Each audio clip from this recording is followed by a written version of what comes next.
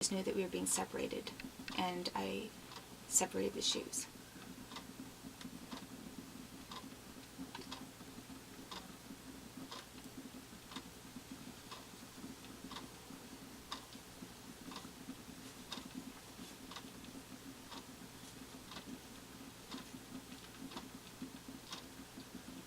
I didn't really think about it.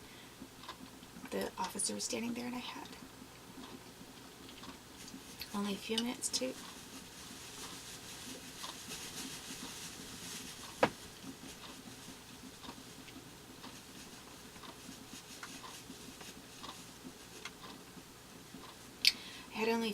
collect a couple of belongings. So basically it gave me like 5 minutes or less than that. And then I didn't see that there was a way around.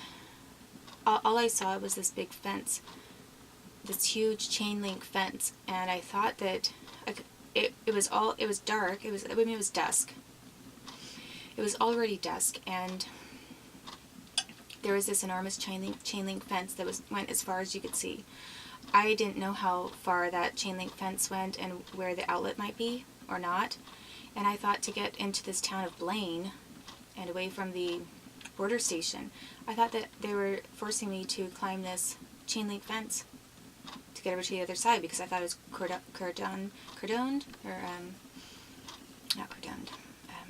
partitioned, whatever, off. So I climbed this chain link fence, threw my bag over, and then ripped my pants on the way down. And then I was in the town, and I called my parents, and my mother kind of screamed at me and said, "It's your fault." And I said, "I only have $30 and I don't have a place to stay." And they were mad at me because I basically was not getting along with my parents at the time. My mother's family was against me. Had done some kind of, not all of them maybe, but they'd done some mean things. And my dad I was being tortured with my son by military, and I kept begging my dad to allow us to come live over in Coquille, Oregon, so that we weren't tortured. I thought that if we came over here, we wouldn't be tortured. But possibly it wouldn't have made a difference. I guess possibly the United States just wanted them to keep doing whatever they were doing without us. And maybe didn't want to torture all of us together at the time, because it would have been too many of us agreeing on the same thing, and could have been alerting people. I don't know for what reason, but because my dad kept saying that no, I couldn't go over to Coquille, I was really angry with him, upset with him, because my son was being tortured. So whether that was his choice and he really knew what was going on, I think he did, because when they came to visit me and my son one time in East Wenatchee, I told them what was happening, and my dad didn't say anything, but I was begging him. I said, "Is there any reason you can think of why this might be happening? Anything?" And my dad just kind of hesitated. He'd never said anything, he just hesitated, and I knew from his hesitation that there was something going on, but I didn't know what it was. Had no idea it involved the federal government, and that they basically couldn't say anything. I know that my brother's wife at the time was Carmen Wilson, and I know that when I said something about Mossad, her eyes narrowed, and she looked at me with this horrible hatred. And I believe that she knew that I was being tortured. She worked for the Army, the United States Army, before she met my brother. Then she got married to him, and I believe she was some kind of an informant for some sort of group. A lot of things have happened that everyone in my family is pretty much figured out a little bit too late. And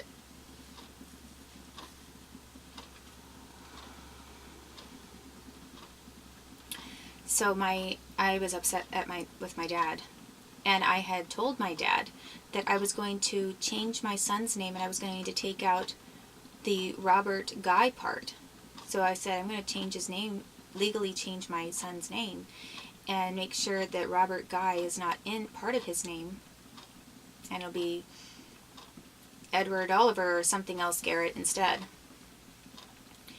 And he knew I could be very serious about doing that, because I was so upset by being tortured and not being allowed to even bring my son to be closer to family where I thought we might be safer. And then my mother was still mad at me, thinking that I was responsible for her separation with my dad, and her family was mad at me. And then both my dad and my mom, they acted mad at me for not taking a plea bargain for quote unquote assaulting Granny. And I'd never assaulted her, so why should they be mad? I don't know really if whose idea that was. But it could have been that they were just being pressured to, it could have been that they were being pressured to try to force me to do that. So then they said that you left the family, you're on your own. And basically I was going to leave with my son because my family hadn't been reaching out to me or my son, and I'd been doing everything on my own. And all of a sudden then some of my mother's family was very hateful towards me, including Holly Avila at the time, and who I invited to come over and help me clean the house in anticipation for having just a visit from CPS. It wasn't an investigation. I had already made the offer myself.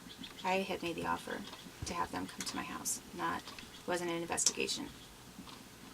And it really coming to visit and observing us in our surroundings doesn't mean anything. So, but Holly had refused to do that, and she yelled at me. And then my parents were not happy with me. And I don't know what other kinds of conditions they were under, but when I got back, I was met with very hostile response on the phone. And also, they had known that someone was trying to take my son from me, and I think they didn't expect me to just leave the country. But so then I had to find a place to stay at a hotel, and basically that was the first time I approached a total stranger. While I was not drunk, that was the first time that I approached a total stranger and asked where hotels were, and which was the cheapest one, and said I didn't have any money. And this man was nice enough to pay for a hotel room for me. I paid like for $30 of it, and then the rest was paid by him, and the hotel people were willing to accept a certain amount. And then I tried to meet some people at a restaurant next door to that hotel, and I didn't have any options. I had no money.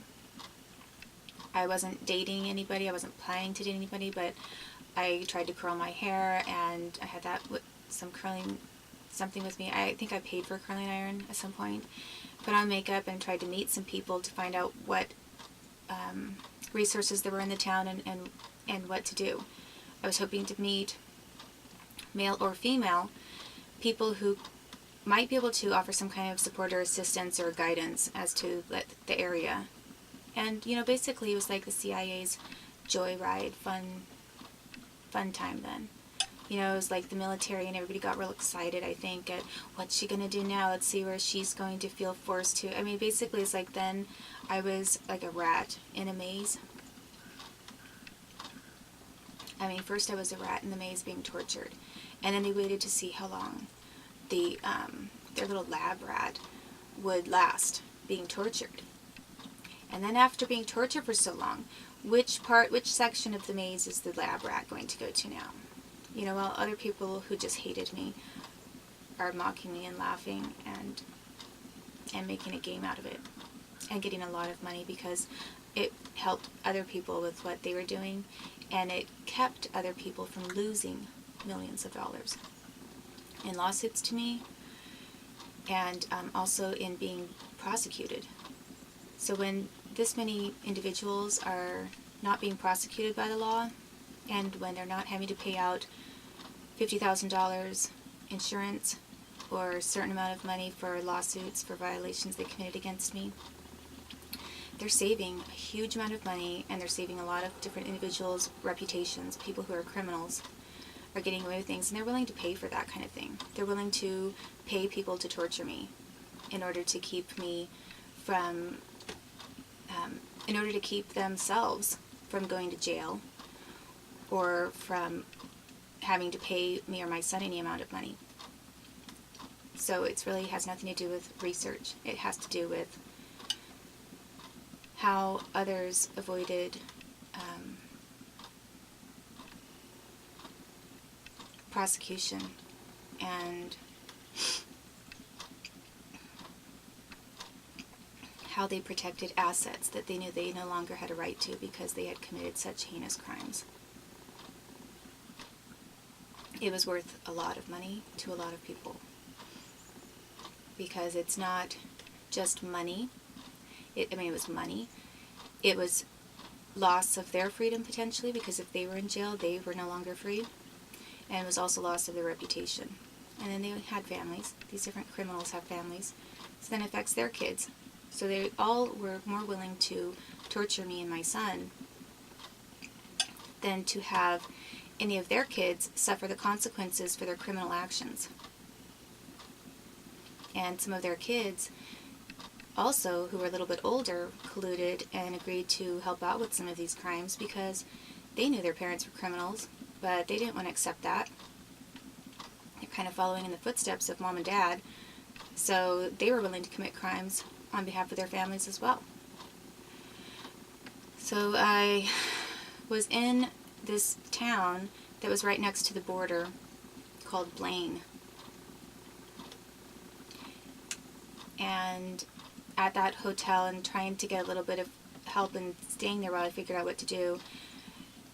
At some point, I talked to my mother again, and she said CPS will pay for a bus ticket for you to go back to Wenatchee, and I said I have to find something besides that because I can't, they told me not to go back to Wenatchee, that they'll put me into a psychiatric ward, or they will write up basically a court order in Wenatchee and put me in a psychiatric ward.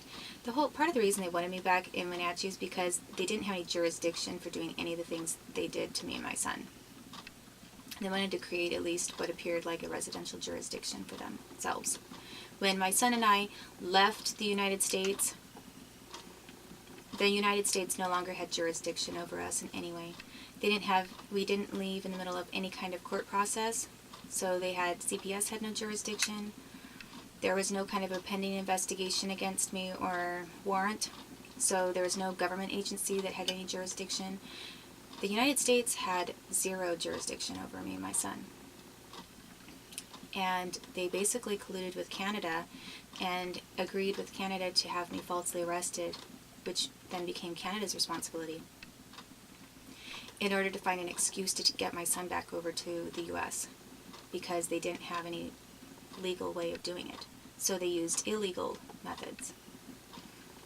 And then all of this time they've kept all of this information out of the public record and away and from me as they continued their crimes. So then I found I was not, involved in any kind of a relationship with any man there in Blaine, and basically just tried to network a little bit and figure out what to do. And at some point,